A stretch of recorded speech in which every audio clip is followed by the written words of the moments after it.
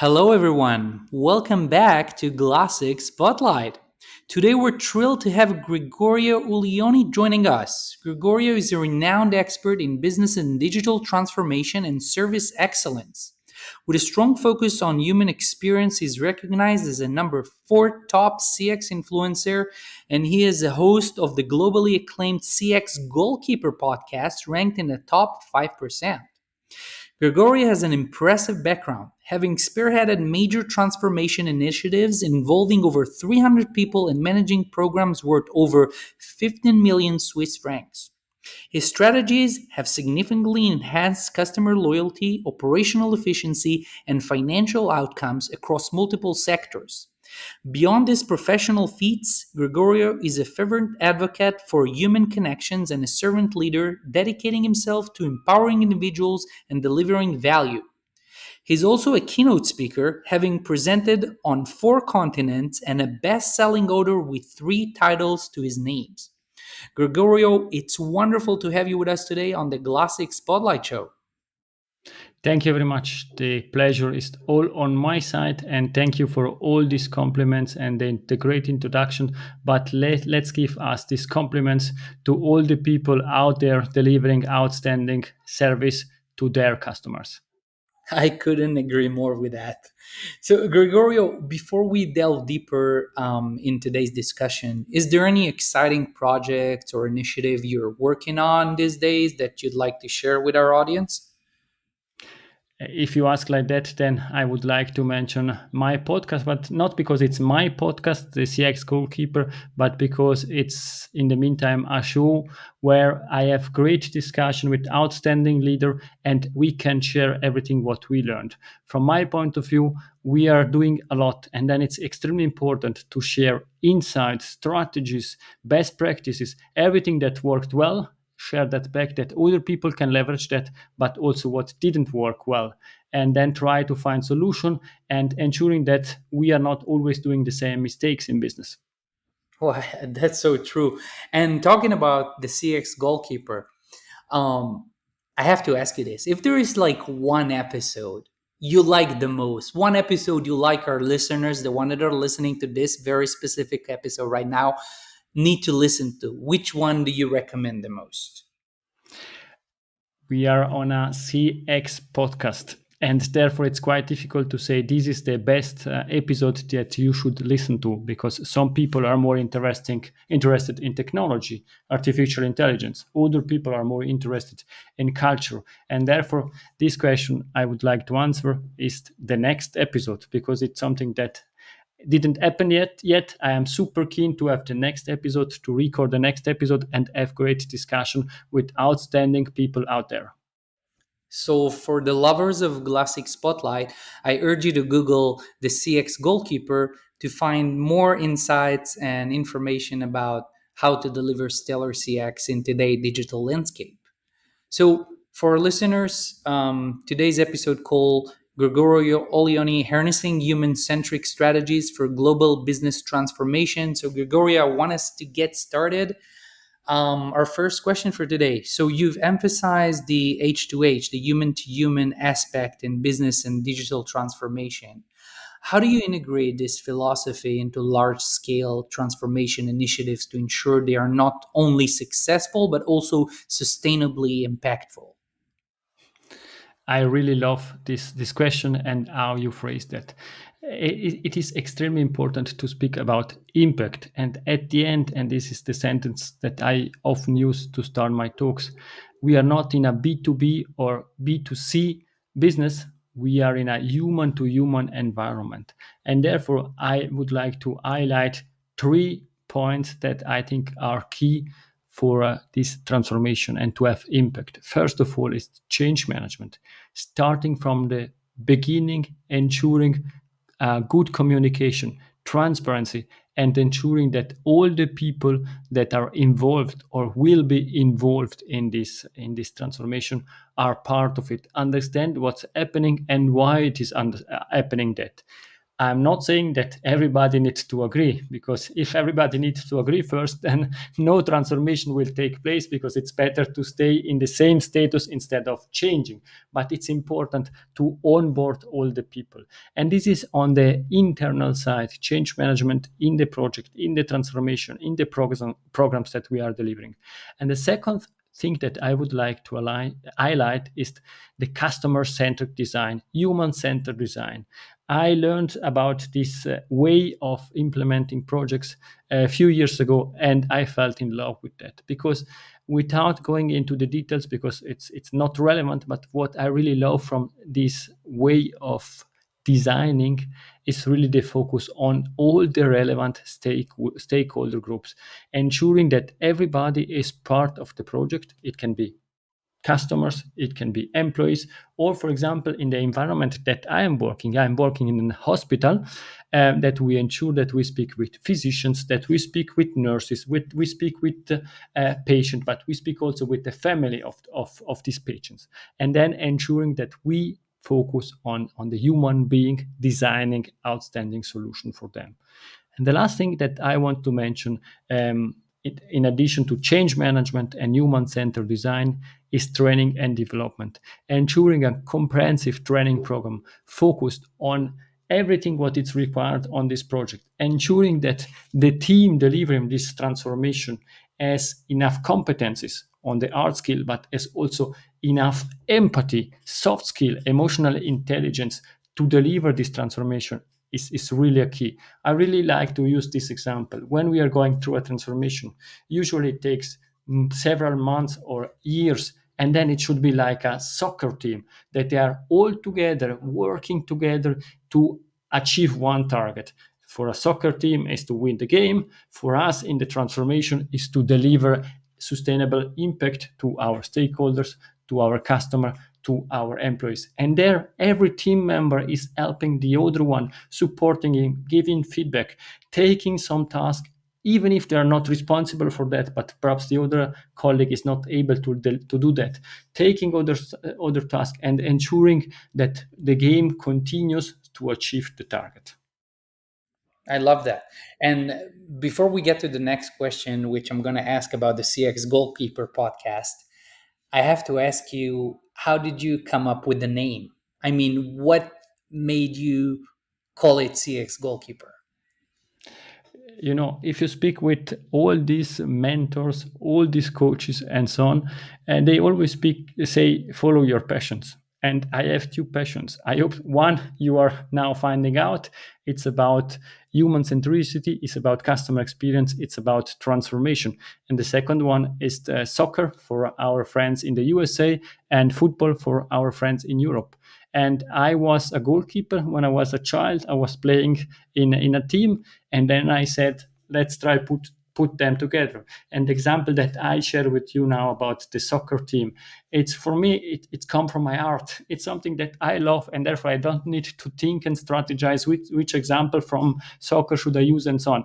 I know that not everything is working perfect also in this football or soccer business, but these example I really like them, and putting together my two passions let me bring to you, and not only the content but also the stories that I like to share, and there are not always the same stories. Some people are focused I on have, I specific have, topics. before you do, I have to ask you, who is your favorite team? Oh, that's a difficult one. AC Milan, but this year was not so good, not so successful. But again, I am a fan, and even if they were not so good, I am still with them, and I will be for all my life together with them. And think about that: companies that can have or would have fans as customers, that they stay with them on a long time, and they are buying merchandising, even if perhaps they don't need that, or at least my wife is saying that I don't need that. That I find excuses if they lost a match after a bad experience. My preferred team lost a match. I find excuses, and I am a fan, and I'm spreading positive word of mouth, even if I had a negative experience. And these are only two examples that share how important could be this parallel with soccer. Yeah, you touched a nerve here. I also like AC Milan a lot. I used to watch them a lot when I was younger. So I think we have a lot of things in common, both on the CX side, both on the favorite team side. Yeah, I love that example. Yeah, so now back to your podcast, which become a big thing recently. I see a lot of publications and a lot of people engaging with your content over LinkedIn. So as the host of the CX Goalkeeper podcast, what unique insights have you gained from your conversations with industry experts that have influenced your strategy and business transformation and customer experience as a whole? This is extremely difficult. It's again like the question that you asked me earlier: which one did I prefer, on which is my preferred? I think there are several learnings that we can leverage, and I'm going to share with you. For me, the most important thing is this human relationship that we can have during these 20, 30, 40 minutes together, also together with you now. These stories that get shared, and then you can learn from somebody and say, oh, this is a good example I can leverage here and there. But you ask me a question, and I think I owe the audience a more professional answer, and therefore I selected few topics that I would like to share together with you. The first one is empathy and understanding. I think empathy, we always speak about empathy, but it's something that not we are not always doing. In particular, please allow me, and nobody should be unhappy with my answer, in the top management. Empathy for customer, empathy for employees. This is something extremely important, and this emotional intelligence, trying to understanding people, back to this human to human.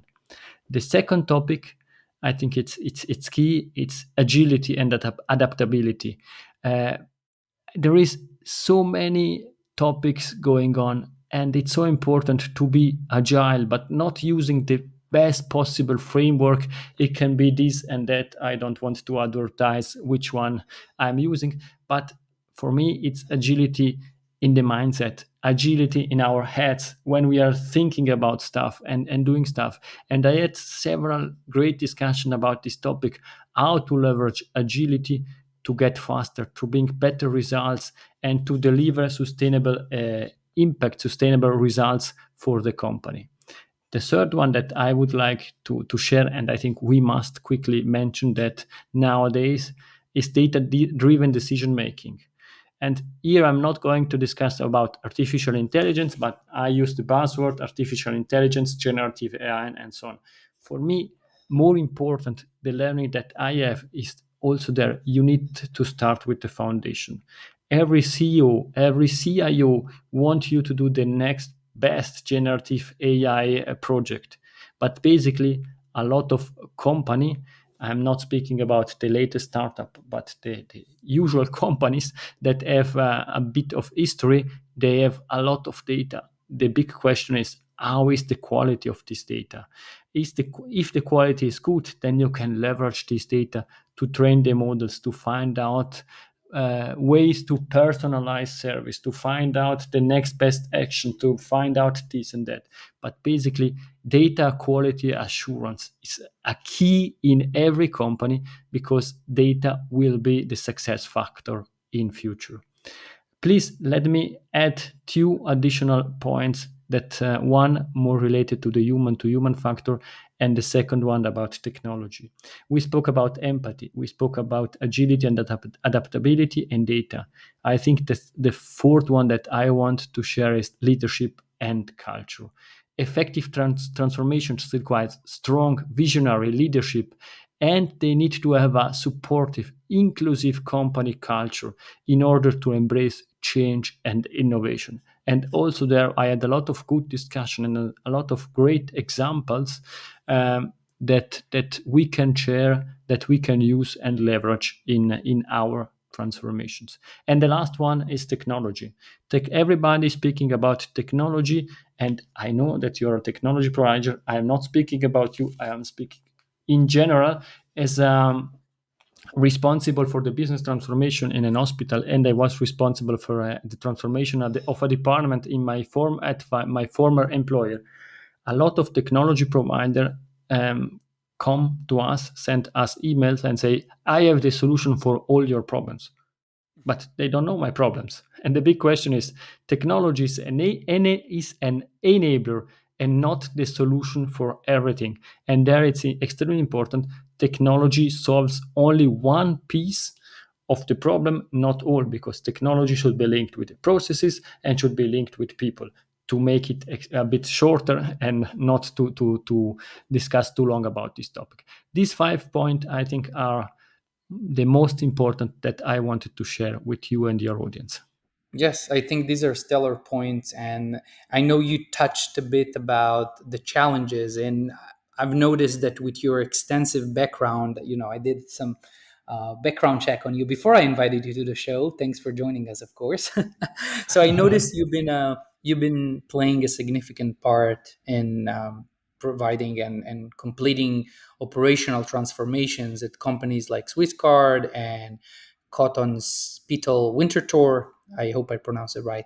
Um, what are the key challenges you faced when aligning digital advancement with human-centered service excellence? I mean, what type of, like, if you had to choose one or even three challenges that are very popular or repetitive and that matter, what would they be?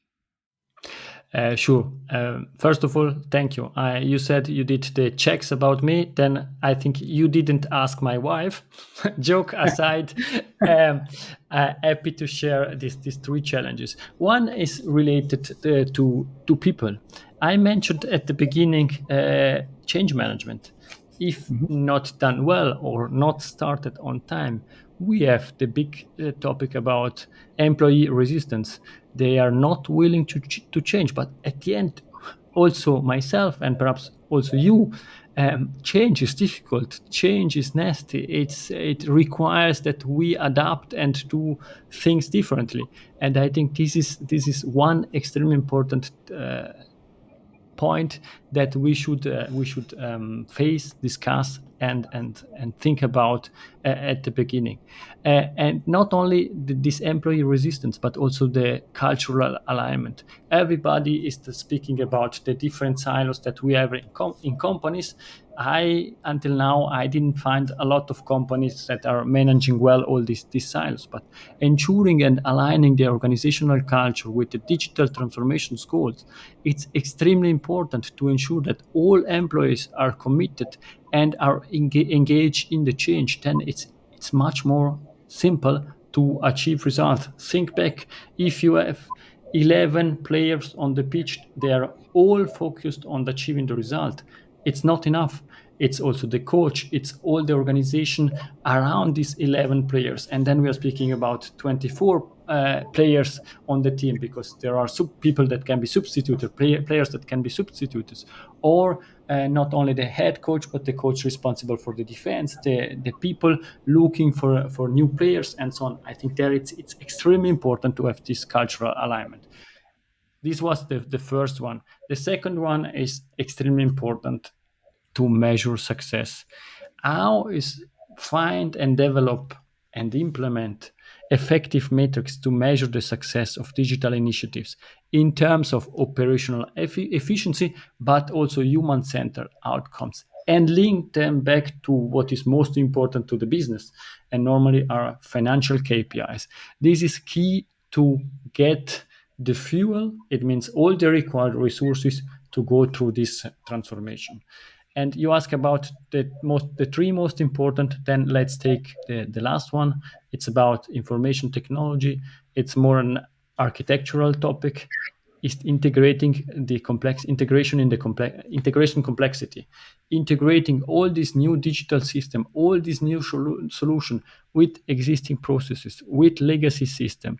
It's extremely complex and requires careful planning and execution in order to avoid disruption. There, it's to make it extremely simple, it's extremely important to link the customer journey with the processes, the outside in with the inside out, with the system that we are using, and then aligning that with the data that we have. And we want to do that on the horizontal side, the end to end journey processes, but also on the vertical side, ensuring that we don't have too much complexity in our landscape, service landscape, IT landscape, to ensure that we can keep pace with innovation and change rapidly. I couldn't agree more, and I want to add one more point that often get neglected, which refers to feedback loops.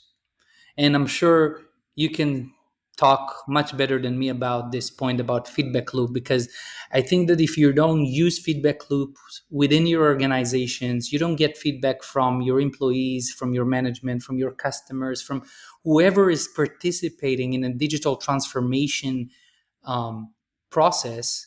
You can tell if it's working. You can tell if it's going the right way. Oh yes, that's the great example, and I know that you prepare for that because you are putting in my mouth the next thing I wanted to share. And there, sorry, I go back to my football or soccer example, thinking about feedback, the feedback that a team get from the fans.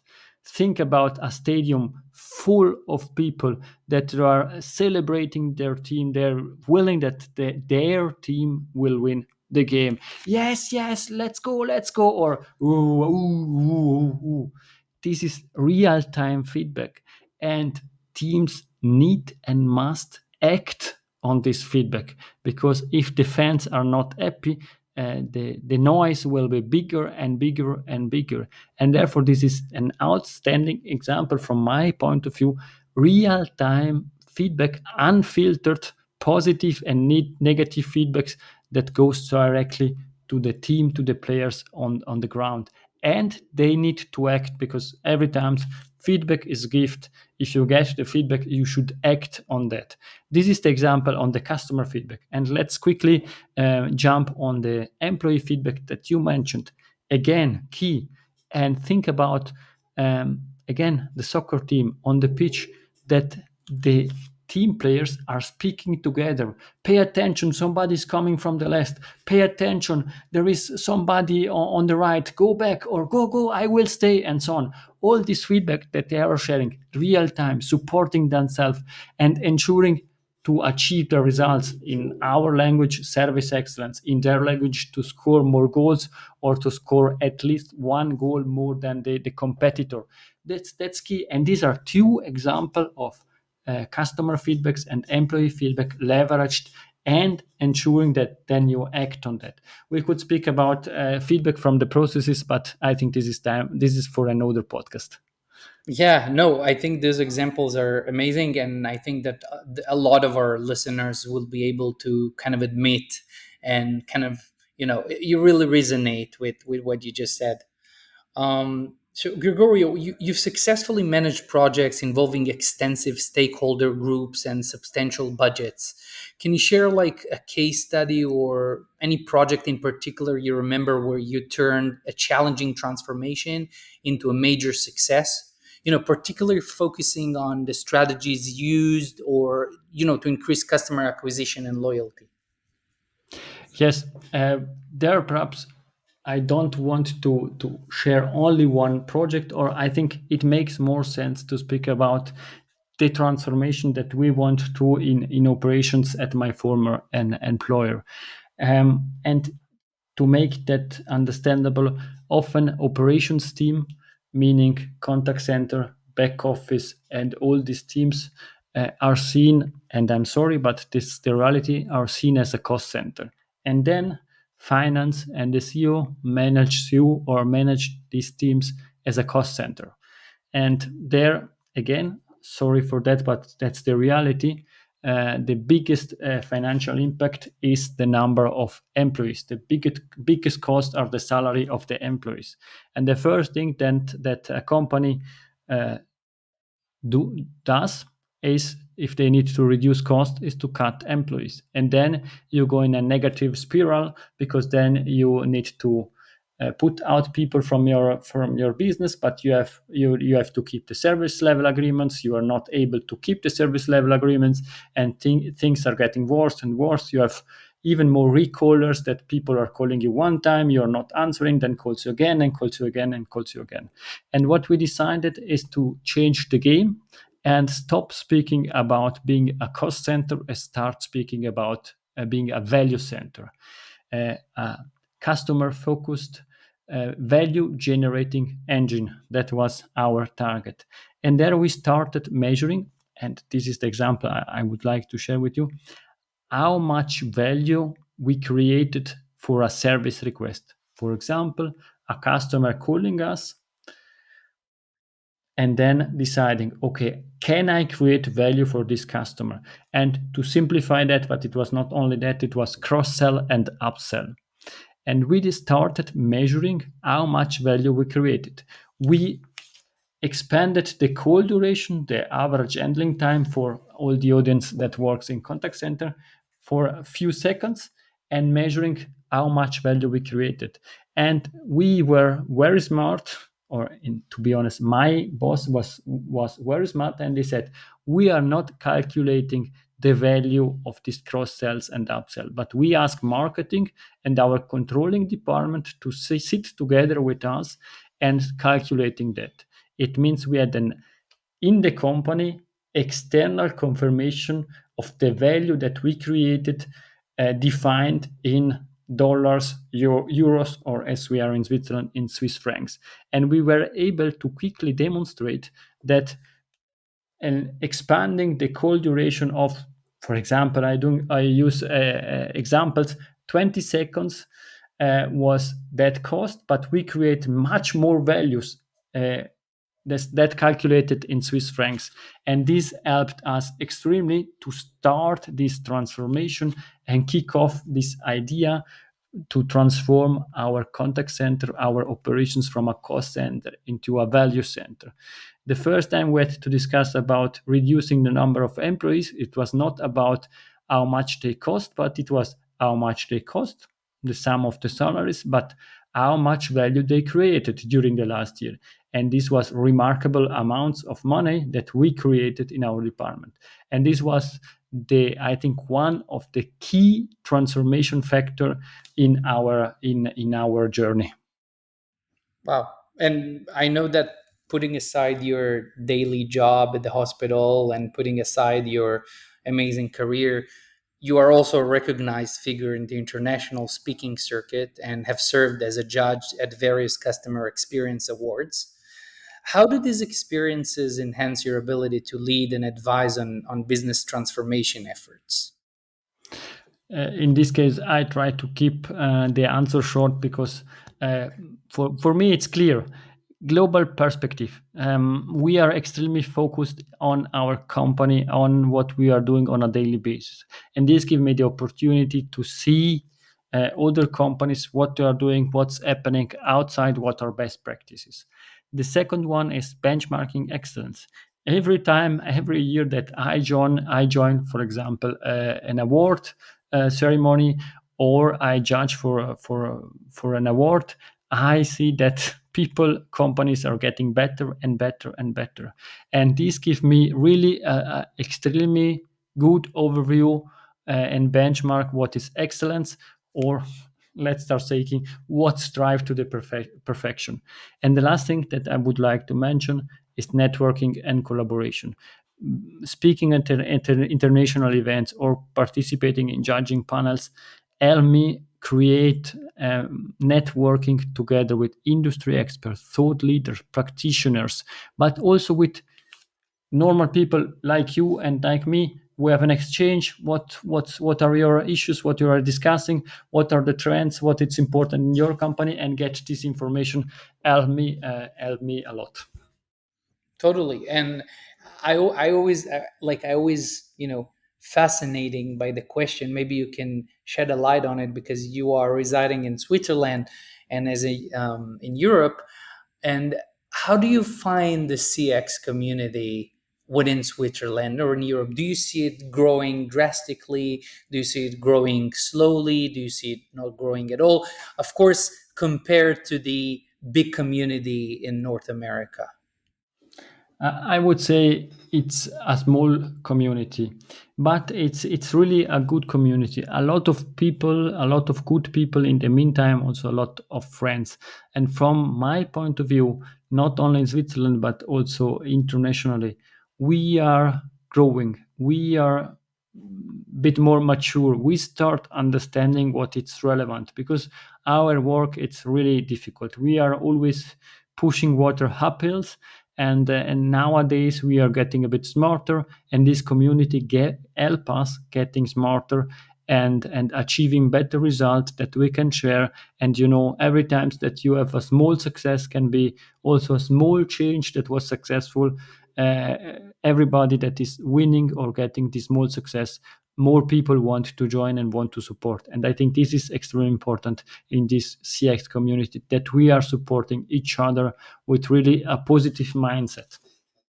Yeah, I love that. And I think that your small, smart, and mighty community will grow very fast in the upcoming years. So, Gregorio, before we wrap up today's discussion, I have to get your thoughts on this one last question. So, as a three-time best-selling author and international keynote speaker, what is one piece of advice you'd like to give to emerging leaders striving to effectively balance the demands of business transformation with the need to foster genuine human connections? I mean, we touched so many topics in today's discussion. Part of it was about leadership, but I really want to wrap up today's discussion about your one piece of advice, your one golden nugget for today's leaders. Thank you. As you said, emerging leaders, perhaps one learning from the past that helped me really a lot. And I phrase it really in a simple way, because I learned that on the bad way, let's say like that. It's pull versus push. If you push for a transformation, you need to work long hours, extremely hard, to push everybody to do what's need to be done to achieve result and so on. If you can switch from this push leadership to a pull leadership, it means motivating people, empowering people, enabling people working together with you to achieve the result. Then I think that's the game changer for all transformation. Having a group of people that it's committed and want to achieve the same result, it's key. And that's really start with the simple things like listening actively, lead with empathy, ensuring to think about the people. Everybody can have a bad day in the office. Communicating in a transparent way, and then really empowering and trusting your team, because at the end, the team, it's outside doing the work. Let's go back to soccer. The 11 players on the field are the best one, the selected one to achieve the result, and you need to trust them. So true. And I think I'm going to ask this as well for myself and for some of our listeners. I'm sure they're curious to know if you have a good recommendation for a book or anything, any piece of information. Because I really liked your push versus pull example. I think that if a person is able to make the switch in their mindset and then influence on their environment, switching from the push to the pull methodology, this is a tremendous transformation, not just for the organization they work for, but also for themselves in business and life. Is there like a book you can recommend or any piece of content that you recently read about this topic? It would be greatly appreciated. Um, I don't have a book, to be honest, because I learned that the hard way, to be honest. But and it's extremely simple. But think about Simon Sinek, all these pieces of advices, but not one specific, but the sum of all these pieces of advice. I think that's really really interesting. Or for example, Barry Mayweather. It's a US based company, and they have an outstanding story how they transform from an old fashioned industry into a really human centered company. And I think this is a good example. The CEO of Barry Mayweather name is, I am searching that. Bob Chapman. This is the one great example. Sorry, that was real time searching in Google, It was but fast. Bob Chapman is the one person to follow. Amazing. Thank you so much for that. Gregorio, I want to thank you so much for joining us today on the Glassix Podcast Show. It was a great pleasure having you. For our listeners who would like to follow Gregorio, the CX Goalkeeper Podcast, or just get more insights on amazing CX transformations, I urge you to follow Gregorio on his LinkedIn profile, where he's very active. Gregorio, thanks again for joining us. Thank you very much. Thanks to you. Thanks to your audience. Thank you for what you are doing. And thank you to all the people out there delivering outstanding service.